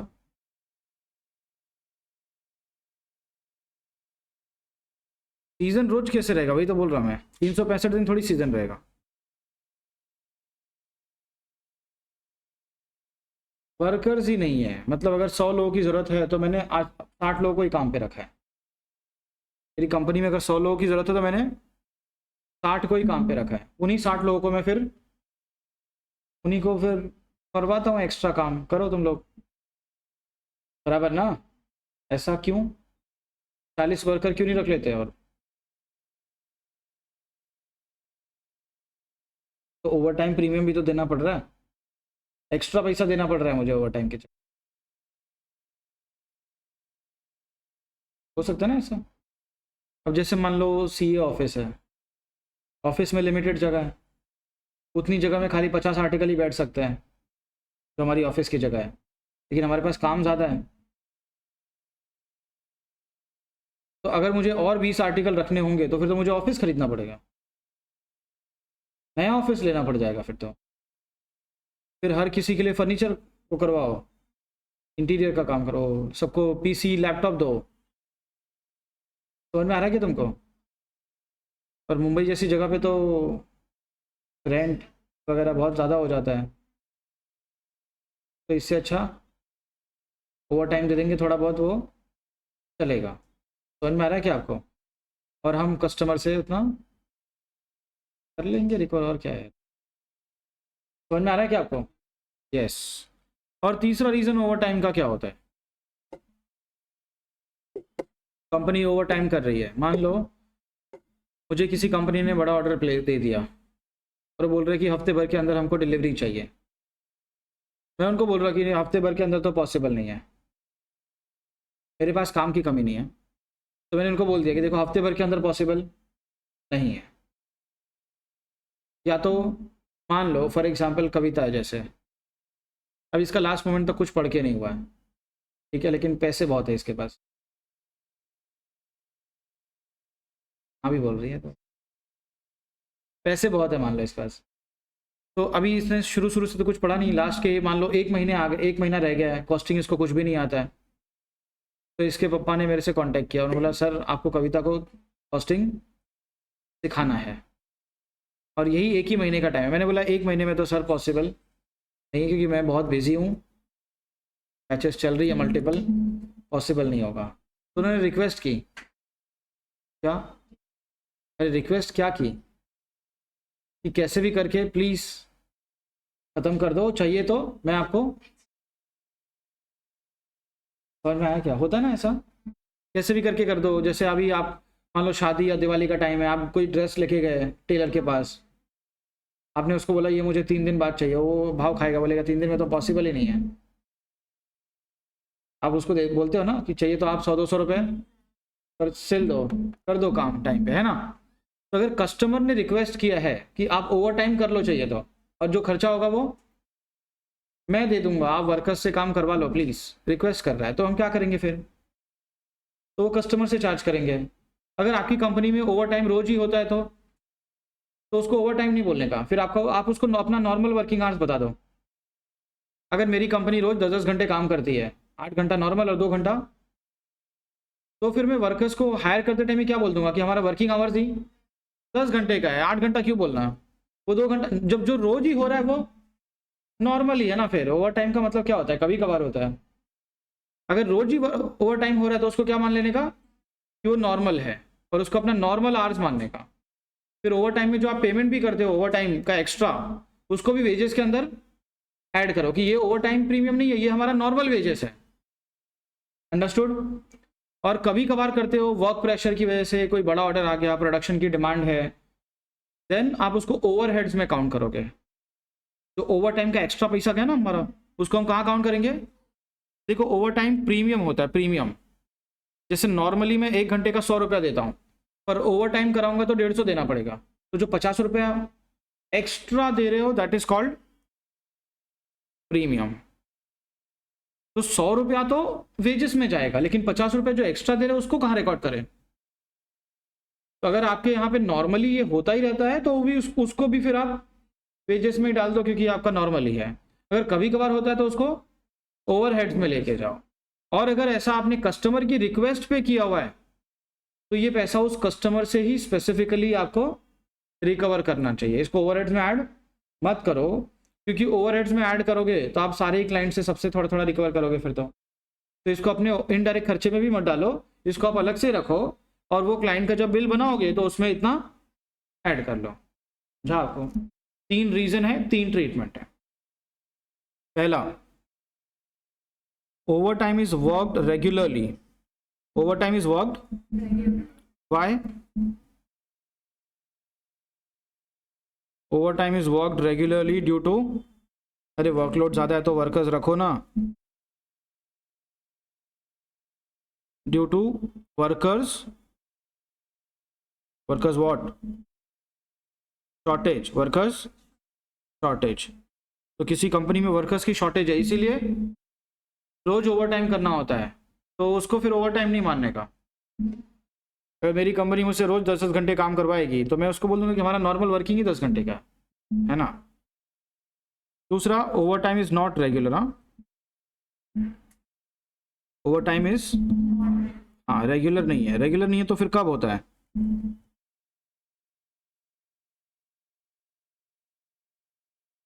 it is worked to meet the requirement of production. It is work to, हाँ कभी कभार आ जाता है ना सीजन में बड़ा काम, तो उसकी रिक्वायरमेंट फुलफिल करने के लिए अपने को वर्कर्स से ओवर टाइम कराना पड़ता है।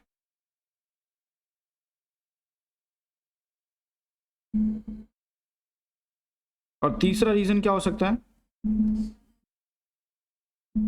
Overtime is worked at the request of the customer.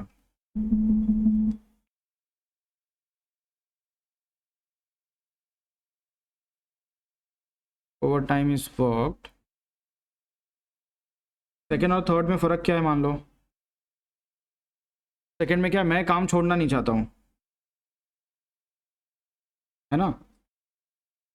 मतलब इतना बड़ा ऑर्डर आया है, सामने वाला 10 दिन में ही गुड्स मांग रहा है, मुझे मालूम है कि 10 दिन में तो नॉर्मली काम, फिर भी क्योंकि मुझे वो ऑर्डर चाहिए तो मैंने हाँ बोल दिया कि हाँ हाँ कर देंगे। समझा आपको? अगर मैं कंपनी को ना बोलता कि नहीं नहीं 10 दिन में नहीं हो पाएगा, तो शायद वो लोग हाँ कहीं और चले जाते हैं। समझा आपको? तो मैंने काम ले लिया और वर्कर से काम करवाया, तो वो सेकंड केस है। थर्ड केस में क्या हो रहा है? हाँ वो सब जगह से थक के आ गया है। समझा आपको? और वो सामने से ही बोला कि प्लीज़ बहुत परेशान हो गया मैं, कोई कर नहीं रहा है, आप कर दो ऐसा। Over time is work at the request of the customer.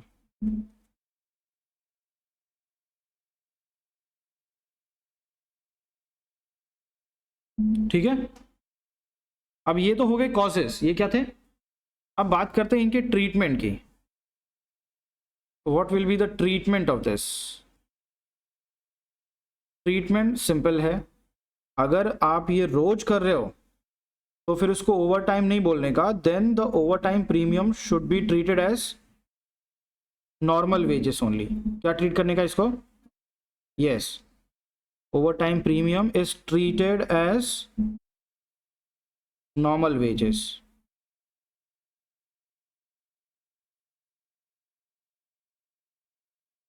समझा आपको? हाँ, व्हाट इफ ये कभी कभी होता है, then overtime is premium is treated as factory overhead. Overtime कहाँ करते हैं लोग? इधर प्रोडक्शन की वर्कर्स की बात हो रही है ना, डायरेक्ट एम्प्लॉयज की बात हो रही है, तो it is treated as factory overheads. ये फैक्ट्री एम्प्लॉय अपने ऑफिस वर्कर्स की बात नहीं हो रही है। एम्प्लॉय कॉस्टिंग चैप्टर कर रहे हैं ना हम लोग, तो किसके लिए है? फैक्ट्री वर्कर्स के लिए। Okay, is treated as factory overheads. और तीसरा, it is recovered from the customer itself. Okay,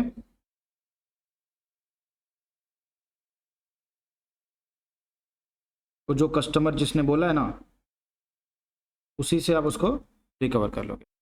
it is specifically recovered from that customer. Is it clear? तो बस इतना थियरी आपको लिखना है, जिसमें हमने देख लिया कॉजेस एंड ट्रीटमेंट।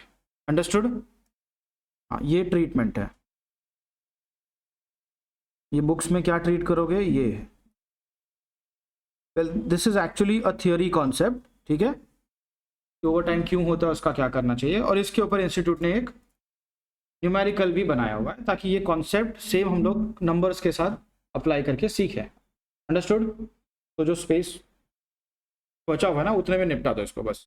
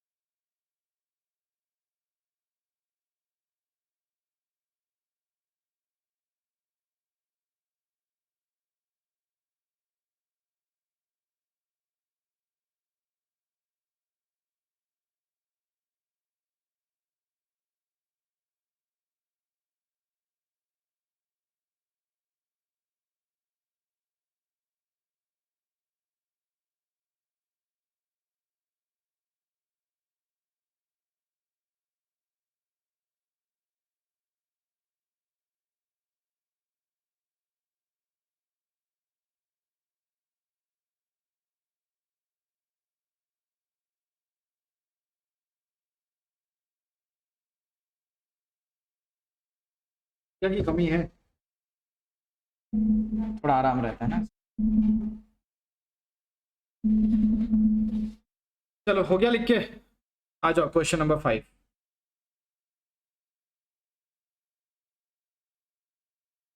तो तुमने अभी थियोरी सीखा के ऊपर क्वेश्चन बनाया हुआ है। In a factory, the basic wage rate is 100 rupees per hour and the overtime rates are as follows. वैसे तो ये लोग 1 घंटे का 100 रुपया देते हैं, ओवर टाइम हुआ तो एक्स्ट्रा मिलेगा। क्या कितना एक्स्ट्रा मिलेगा? अगर आप नॉर्मल वर्किंग आवर्स के पहले या बाद में रुक के काम करते हो, जैसे मंडे को मान लो 10 बजे का शिफ्ट है, मैं 8 बजे ही चला गया, 2 घंटा एक्स्ट्रा काम कर लिया। या फिर 6 बजे शाम को छूटे तो मैंने 6 बजे से रुक के 1 घंटा और काम कर लिया। तो अगर आप गए हो और उसी दिन तुमने थोड़ा सा और काम कर लिया, तो ये लोग आपको देते हैं 175%, 175% of the basic wage rate. तो मतलब 100 रुपये अगर आपको नॉर्मली मिलते हैं तो ओवर टाइम में कितने मिलेंगे? 175। और अगर आप स्पेसिफिकली संडे को जा रहे हो, हॉलीडे छुट्टी के दिन, दिवाली होली क्रिसमस के दिन जा रहे हो, नेशनल हॉलीडे के दिन गए मान लो, तो थोड़ा ज़्यादा मिलेगा आपको। ये आना जाना भी तो होगा ना, टाइम पास यार, छुट्टी के दिन जाने का मन थोड़ी करता है। गए हुए हैं तो 1 दिन कर लेंगे चलेगा, एक घंटा एक्स्ट्रा काम कर लेंगे वो चलेगा, लेकिन आप छुट्टी के दिन बुलाओगे, संडे को भी आ जाओ, तो वो तकलीफ है। तो उसमें 225% देते हैं लोग। तो कितना हो गया फिर? 225 रुपीज़, 225 रुपीज़। 100 रुपये नॉर्मल और जो भी एक्स्ट्रा है वो प्रीमियम, उसको क्या बोलेगा? Premium. During the previous year the following hours were work. पूरे साल में नॉर्मल काम हुआ है 1 लाख घंटे, और बिफोर एंड आफ्टर वाला ओवर टाइम हुआ है 20,000 घंटे, और संडे के दिन लोगों ने काम किया है 5,000 घंटे। तो सब मिला के 1,25,000 घंटे काम हुआ है पूरे साल में। और ये हमने कहाँ काम किया? फैक्ट्री में काम किया। क्या एक ही कस्टमर के पीछे सब किया होगा काम? नहीं यार, सैकड़ों हज़ारों कस्टमर्स रहे होंगे, हज़ारों ऑर्डर आए होंगे, सब पे थोड़ा थोड़ा काम किया होगा। तो ये जो हज़ारों ऑर्डर की मैं बात कर रहा हूँ, उसमें से एक ऑर्डर का डिटेल आपको दिया हुआ है। The following hours have been worked on job Z. Understood? ये जो साल भर में आपने काम किया है, ये बहुत जगह पे किया होगा थोड़ा थोड़ा, उसमें से एक का डिटेल आपको दिया। इस जॉब के पीछे नॉर्मली 1,000 घंटे लगे हैं, बाकी बिफोर एंड आफ्टर वाला ओवर टाइम हुआ है 100 घंटे, और संडे और हॉलीडे के दिन इस पे काम हुआ है कितना है?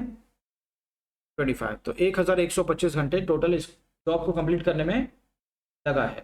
तो 1,125 घंटे का जो खर्चा होगा मैं इस कस्टमर से वसूलूंगा। अंडरस्टूड?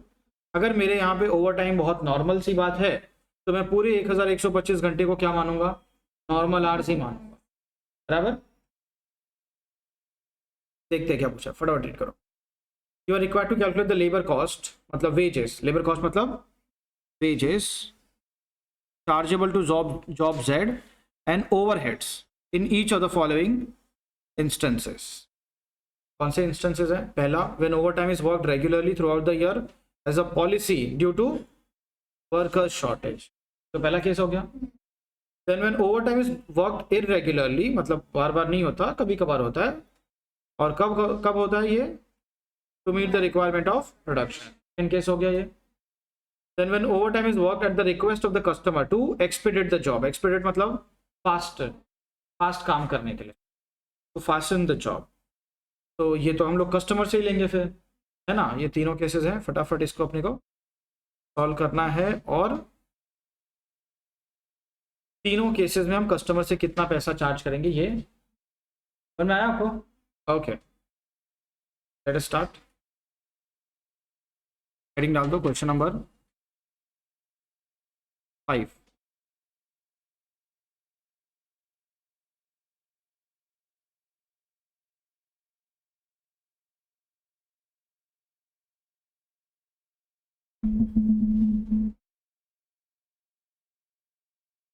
क्वेश्चन नंबर 5, पहले एक वर्किंग नोट करते हैं।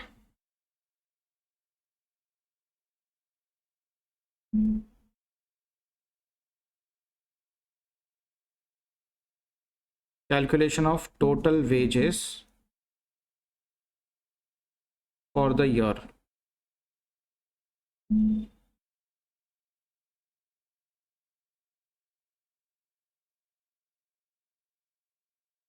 पूरे साल का कैलकुलेट कर रहा हूँ मैं, सिर्फ वो जॉब के लिए नहीं।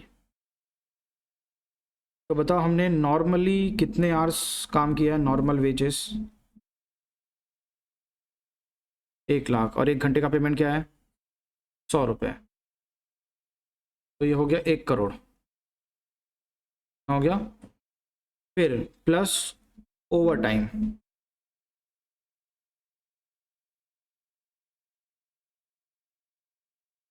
ओवर टाइम के लिए आपको यहाँ पे 2 तरीके का ओवर टाइम है कंपनी में। एक तो before and after working hours, before and after, ऐसा हुआ है कुछ? हाँ, कितने आवर्स? तो 20,000 इंटू वो टाइम का कितना मिलेगा? यस,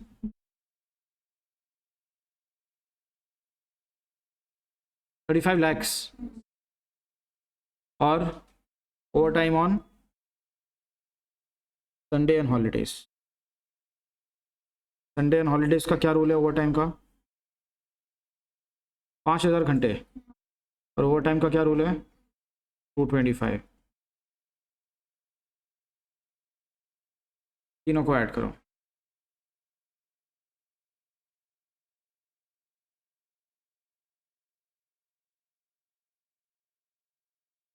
1,46,25,000 डिवाइड बाय, अब मैं इसको वेजेस ही मान रहा हूँ, इनको क्या मान रहा हूँ मैं पूरा, क्योंकि रोज ही हो रहा है ना, तो मैं इसको क्या मान लेता हूँ, ये वेजेस ही है, ये हमारा रिक्वायर्ड पार्ट 1 है। हाँ, इधर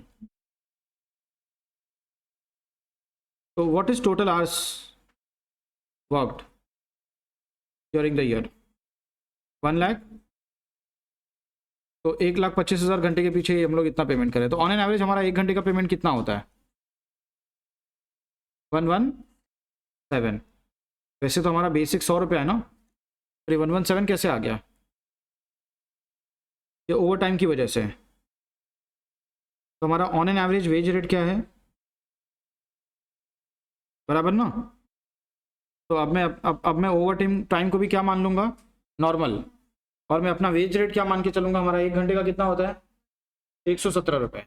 अब मैं जहां भी जिस भी ऑर्डर पे काम करूंगा, 1 घंटे का 100 रुपया नहीं, 1 घंटे का 117 रुपये चार्ज करूंगा।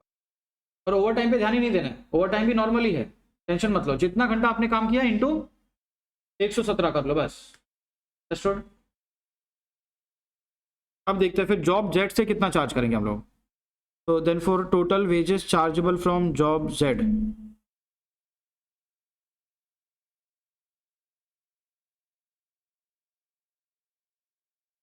Chargeable from job Z is equal to 1125 hours ना, इंटू 117 रुपीज पर आवर,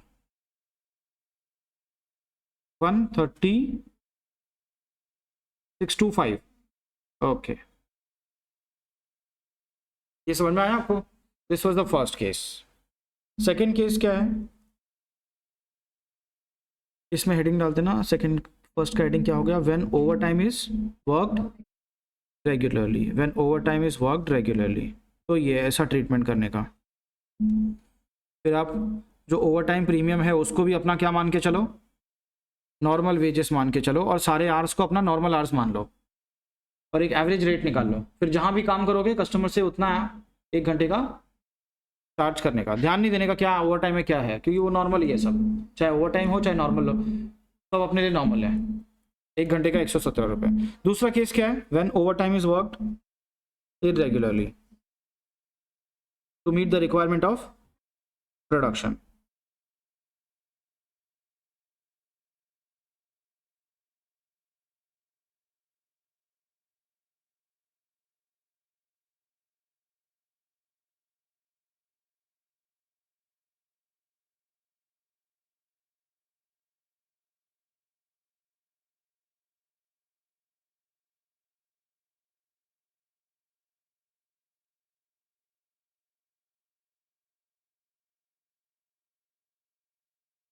तो ऐसे में हम लोग ओवर टाइम को फिर कहाँ दिखाते हैं फिर वो अमाउंट?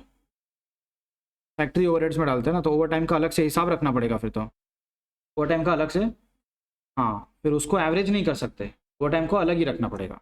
तो ये कैसे होता है देखो, अपने को जॉब जेड के लिए देखना है ना, जॉब जेड के लिए। तो what is normal hours? Normal hours 1000, right? तो नॉर्मल वेजेस भी कितना आ जाएगा? 1000 आवर्स,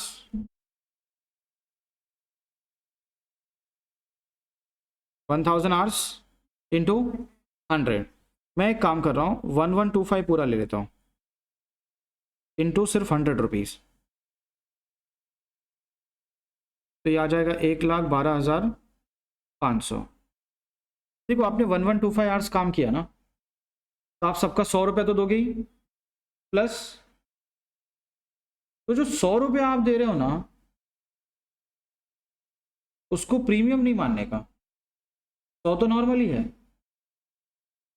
अगर मान लो आप 1 घंटा नॉर्मल काम करते हो, 1 घंटा ओवर टाइम करते हो, तो नॉर्मल के लिए मैं 100 रुपये दूंगा, ओवर टाइम के लिए 175 रुपये दूंगा, बराबर। तो आपने कितने घंटे टोटल काम किया? 2 घंटे। तो 2 घंटे का 100 रुपये के हिसाब से 200 होता है, वो नॉर्मल। तो ओवर टाइम का भी जो नॉर्मल जो रेट है वो तो वेजेस में जाएगा, और जो आप प्रीमियम दे रहे हो, क्या पे कर रहे हो, that will go in factory overheads. तो अगर मान लो मैं 175 दे रहा हूं, तो मैं क्या करूंगा, 175 के दो पार्ट करूंगा, 100 और 100 को नॉर्मल में ले लूंगा और 75 को प्रीमियम बोल के ओवरहेड्स में डाल। इसके लिए मैंने पूरा 100 रुपया यहां ले लिया है। क्या मेरी बात समझ में आई आपको? तो अभी ओवर टाइम जो है वो फैक्ट्री ओवरहेड्स बोल के ऐड करेंगे हम लोग। क्या बोल के ऐड करेंगे? Factory overheads. हाँ, इसमें ये बताओ कि वो बिफोर एंड आफ्टर वाला कितना है? 100 आवर्स। 100 आवर्स इंटू कितना करूं बोलो? हाँ, क्योंकि 1125 के अंदर ये 100 आवर्स भी आ चुके हैं, और उनका 100 रुपया मैंने ऑलरेडी, हाँ, तो आपको खाली जो एक्स्ट्रा पे कर रहे हो वो दिखाना है।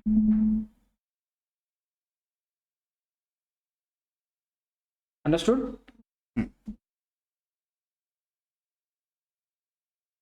तो कितना हो जाता है? और दूसरा एक संडे एंड हॉलीडेज।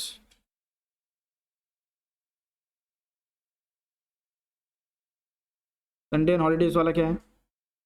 25 इंटू 125, 225 में से 100 रुपये नॉर्मल वो ऊपर, और एक्स्ट्रा इधर 3125, इन दोनों को ऐड करो,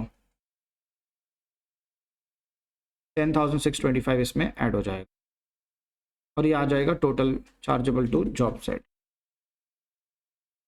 तो this is total wages and overheads, wages and chargeable to, yes,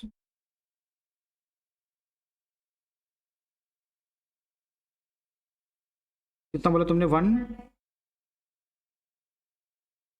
125। Third case में भी ऐसे ही होता है, बस खाली आप ओवरहेड्स नहीं बोलोगे, वहां आप ओवर टाइम प्रीमियम बोल के ऐड करोगे, कस्टमर को बताओगे कि ये क्या है, उसने बोला ना मैं दूंगा। यहाँ तो कैसे हम छुपा के चार्ज कर रहे हैं, उसको ओवरहेड्स के हेडिंग में लपेट के कस्टमर के खर्चे में ऐड कर रहे हैं। वो पूछेगा ये क्या ऐड कर रहे हो आप, तो हम क्या बोलेंगे? ये हमारा फैक्ट्री का खर्चा है इनडायरेक्ट। इसको मालूम नहीं पड़ना चाहिए ना, राइट? और ये हर कंपनी का, कि ये हमारे साथ थोड़ी होता है, हर कंपनी सीजन में ओवर टाइम करती ही है, और हर कंपनी अपना खर्चा कस्टमर से चार्ज करेगी, तो हम कोई गलत थोड़ी कर रहे हैं।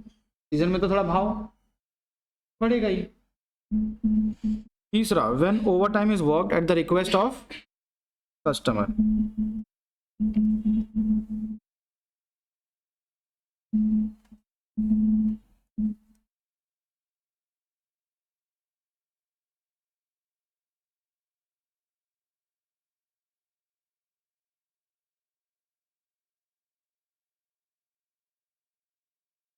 रिक्वेस्ट ऑफ कस्टमर बोला मतलब जो वेजेस है वो तो वेजेस बताएंगे, और जो ओवर टाइम प्रीमियम है हम लोग उसको छुपा के ओवरहेड्स बोल के चार्ज नहीं करेंगे, हम उसको सीधा बताएंगे क्या है ये ओवर टाइम प्रीमियम। आपने बोला था ना आप एक्स्ट्रा पे करोगे ओवर टाइम का, तो ये इतना एक्स्ट्रा हो रहा है, और ऑब्वियसली उसने बोला है तो उसको पेमेंट करना पड़ेगा। समझ में आया क्या आपको? तो हम लोग इसमें पहले क्या दिखाएंगे, नॉर्मल वेजेस। बताओ कितना आएगा ये, 1125 राइट, इंटू 100 रुपये प्लस फैक्ट्री ओवरहेड नहीं बोलूँगा अभी, मुझे फैक्ट्री ओवरहेड के अंदर इसको छुपाने की ज़रूरत, मैं बोलूँगा ओवर टाइम प्रीमियम है ये। क्या है ओवर टाइम? हाँ, आपकी वजह से मैंने क्या किया है, ओवर टाइम किया है, और आपने पेमेंट करने के लिए बोला हुआ है। तो ये कितना पेमेंट होता है ये देख लो, मैंने बिफोर एंड आफ्टर, मतलब काम के पहले या लेट नाइट रुक के 100 घंटे काम किए हैं, तो 100 घंटे का मुझे 75 रुपया, सिर्फ 75 नहीं चाहिए, 75 एक्स्ट्रा चाहिए। प्रीमियम मतलब एक्स्ट्रा, जो 100 है वो तो मैंने इधर ही ऐड कर लिया ना पहले ही, 100 वेजेस है, और जो एक्स्ट्रा दे रहे हो वो प्रीमियम। क्योंकि अगर ओवर टाइम नहीं करते, नॉर्मल काम करते, तो भी 100 रुपया तो जाता ही ना, 100 तो नॉर्मल ही है, जो एक्स्ट्रा दिया वो ओवर टाइम प्रीमियम। और संडे को भी काम किया क्या हमने इसके लिए, तो हम बताएंगे देखो आपके इस जॉब के लिए हमको इस संडे भी काम करना पड़ा, और हमारा 25 घंटे का फिर 125 रुपये के हिसाब से एक्स्ट्रा खर्चा हुआ है। तो इधर कितना आया था, 10,000 समथिंग, 7,500, और इधर 3125, तो अमाउंट वही है, बस यहाँ हम लोग एक्सप्लिसिटली बोल के बता के चार्ज कर रहे हैं। तो बताओ कितना आता है, 123, 125, ये हो गया total chargeable to job set. Understood? ये जो कॉन्सेप्ट तुमने सीखा था उसका प्रैक्टिकल इम्प्लीकेशन हो गया, ठीक है? बाकी ये लिखना कहाँ से, ओके लिख दो।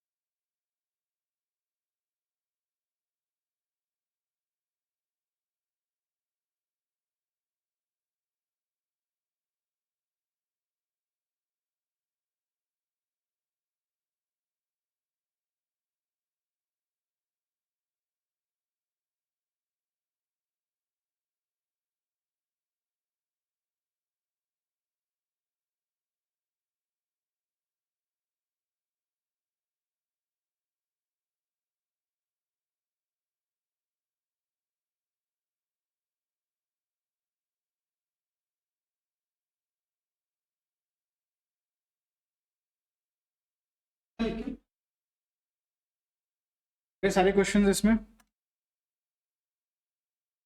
कोई जो प्रैक्टिस वाले दिए हुए ना क्वेश्चंस कल भेजा था मैंने, उसमें है ना आपको जहाँ भी टेलर